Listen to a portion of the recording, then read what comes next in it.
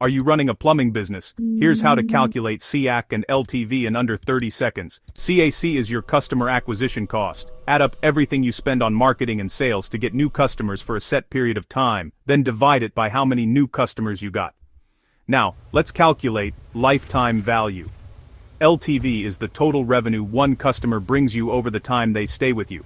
Multiply your average job price by how many times the average customer uses you each year, and multiply that by how many years they stay with you.